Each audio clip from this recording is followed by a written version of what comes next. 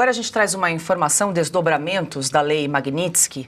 O Banco do Brasil encaminhou à Procuradoria, a Advocacia Geral da União, um ofício pedindo a adoção de medidas contra o que chama de fake news. O documento cita um vídeo publicado em 20 de agosto pelo deputado federal Eduardo Bolsonaro, que alerta para um possível isolamento internacional do banco, o que poderia levá-lo à falência. A instituição também cita publicações do deputado Gustavo Gayer e do advogado Jeffrey Schichini como incentivo a uma corrida bancária infundada. O Banco do Brasil alega que as publicações colocam o sistema financeiro e também as instituições contra o Supremo Tribunal Federal, aumentando a instabilidade econômica. Ainda segundo o ofício, as informações sobre sanções internacionais e bloqueio de bens de magistrados colocam em risco o desenvolvimento do país. A AGU foi acionada para reprimir essas publicações. No seu canal no YouTube, Jeffrey Schichini rebateu as acusações.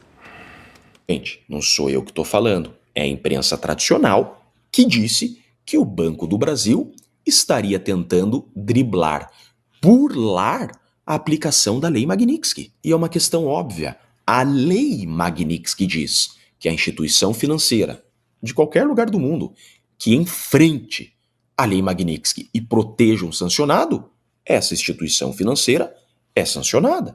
Mas bolsonaristas propagam fake news. Pura perseguição política. Cauti, com você, olha, até esse final de semana teve gente que veio me perguntar se deveria o Banco do Brasil retirar o seu dinheiro porque corria risco de algum bloqueio, caso o Banco do Brasil se recusasse a seguir o que está escrito na Lei Magnitsky, ou seja, a driblar de alguma forma ali o disposto na legislação. Quero te ouvir a esse respeito. Tem algum risco, Cauti?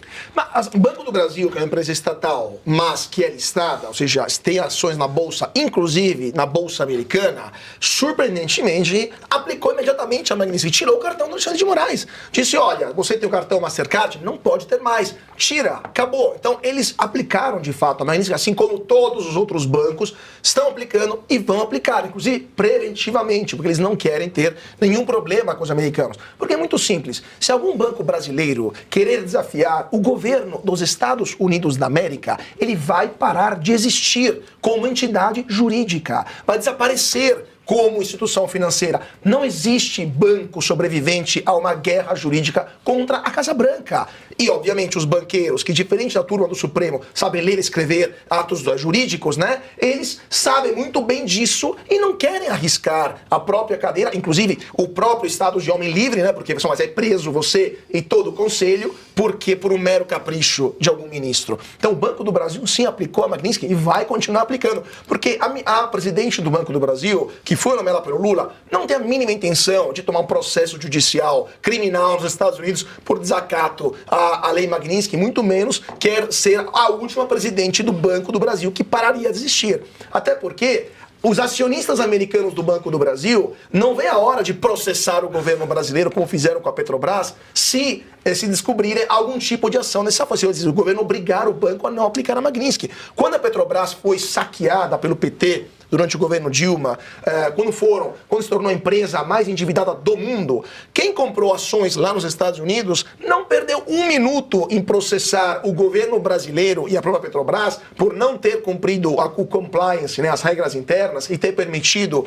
essa bandoleira que aconteceu, e eles foram ressarcidos, tomaram ressarcimentos bilionários. Eles não veem a hora de fazer isso lá também com o Banco do Brasil. Então, assim, muita calma nessa hora. E o Banco do Brasil sabe disso. Inclusive, há vários encontros que ocorreram com o ministro do Supremo e banqueiros que avisaram, não tem jeito, vamos ter que aplicar a Magnitsky. Agora, tem duas opções. Ou os ministros do Supremo fecham as contas do Banco do Brasil e abrem cooperativas de crédito periféricas que não têm operação em dólares, ou, e esse é um possível risco, o governo brasileiro vai usar a Caixa que não tem operações nos Estados Unidos, que não é listado em bolsa, para fazer esse tipo de maracutaia, o que não é a se excluir.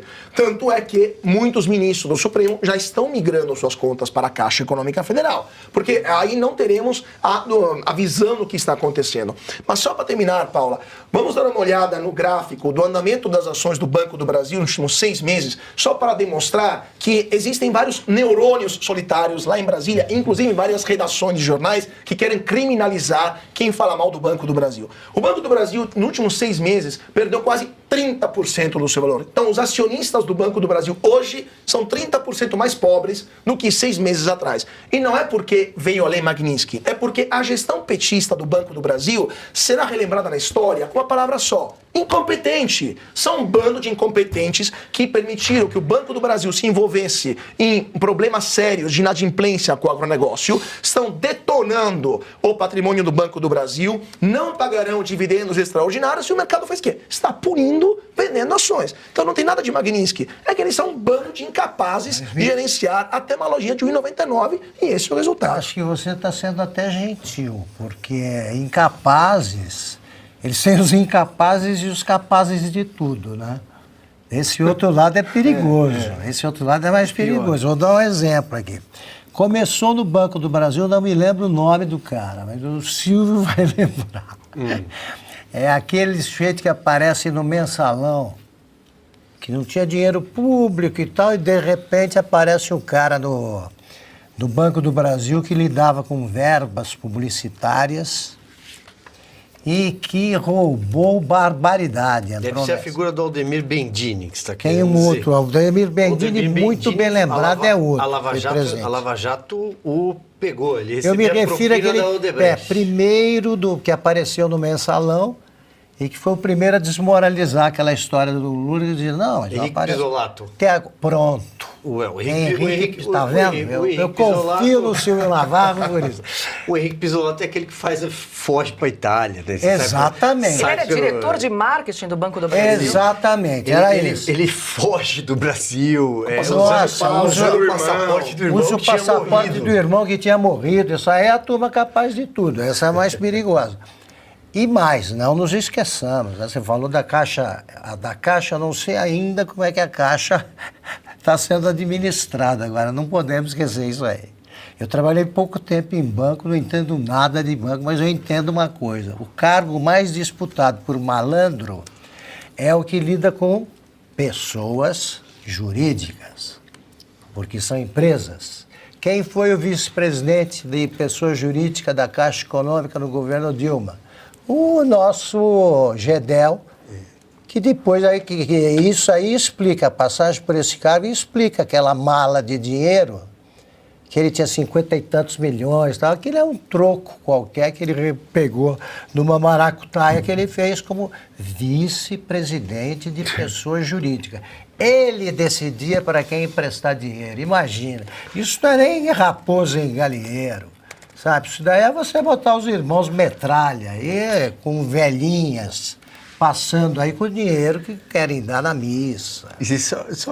Desculpa, Paula. Claro. O Augusto traz uma das figuras mais, simbólicas da época do mensalão, que é o Henrique Pisolato, a fuga do Henrique Pisolato, e até folclórica. Mas quem tiver interesse sobre essas histórias, procura na internet, no Google, porque ele viaja 1.600 quilômetros em 20 estradas até chegar no Paraguai. E depois, quando ele foi ouvido, ele foi condenado. Ele disse que ele fez todo o trajeto comendo banana e biscoito. E aí ele sai do Paraguai em direção à Argentina e da Argentina ele vai para a Itália, onde depois seria capturado, e tudo isso, como o Cautipim se recordou, ele usa o passaporte do irmão morto. Do irmão morto. Ó, a Ana Paula Henkel está na audiência e lembrou que o Pisolato roubou muito dinheiro da área de esporte.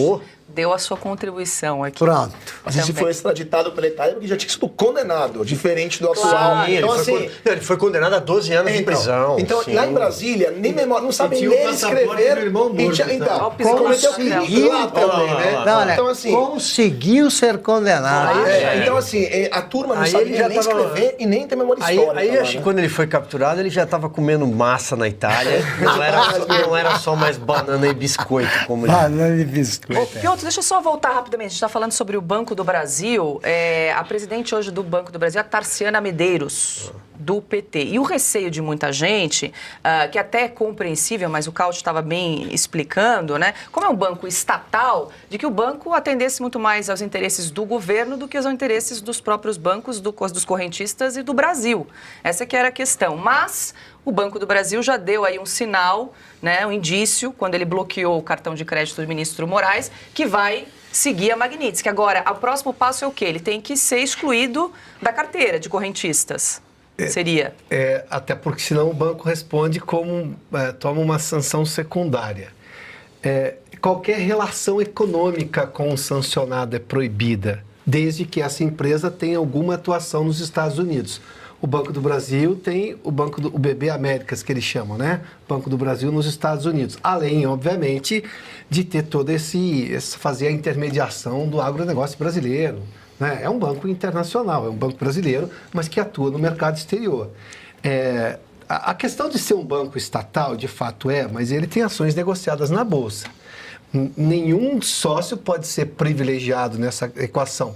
Tanto é que quando você vai estudar mercado de capitais, você ouve dos professores dizer o seguinte, olha, você tem que só tomar um certo cuidado, isso é conversa pública, tá? Conversa de aula de mercado de capitais. Quando você investe só numa empresa privada, você tem que entender que o privado está muito preocupado com lucro. Uma empresa estatal, mesmo com papéis negociados na Bolsa, pode ter uma pressão, eles nem chamam eles falam uma pressão para tomar algumas atitudes. Bom, acho que não é novidade nenhuma, foi o que aconteceu com a Petrobras. A Petrobras tomou uma série de decisões que não eram boas para todos os acionistas. Tanto que depois teve que responder por isso nos Estados Unidos e pagou indenizações bilionárias nos Estados Unidos. Teve que fazer acordo para obviamente, não sofrer uma série de processos que sim, seriam sanções muito mais caras do que, obviamente, sanções não, né? Multas muito mais altas do que o acordo. Fechou um acordo para tentar se resolver. Ou seja, aquela aula básica de mercado de capitais foi provada no caso da Petrobras. Não seria diferente imaginar que isso também poderia acontecer com o Banco do Brasil. Mas, vamos só lembrar, isso é um ponto para o Banco do Brasil. Lá atrás, semana passada, o Banco do Brasil divulgou uma carta. Na carta do Banco do Brasil, estava dizendo o seguinte, o Banco do Brasil segue a legislação brasileira e a legislação internacional que regula os bancos. Óbvio. Se ela não seguir a legislação brasileira, ela comete uma ilegalidade aqui. Se ela não segue a legislação internacional, ela está fora do regime. Então, quer dizer, claro que ela ia aplicar a lei Magnitsky, porque se uma lei se sobrepõe a outra, ela tem que fazer o seguinte cálculo. O que significa não seguir a lei brasileira? Bom, eu posso sofrer uma multa no Brasil, mas não mexe com a minha vida lá fora. E se mexer com a minha vida lá fora? Bom, então eu não vou correr o risco de perder o banco, inclusive no Brasil. O banco aí sim, sofreria uma debandada de capitais, de investimentos, né? Então, quer dizer, o Banco do Brasil, ele deixou claro que ele ia cumprir a lei Magnitsky. Não disse claramente, mas estava nas entrelinhas, estava no primeiro parágrafo, no segundo. Pronto, acabou. Tanto que tirou o cartão, não foi isso?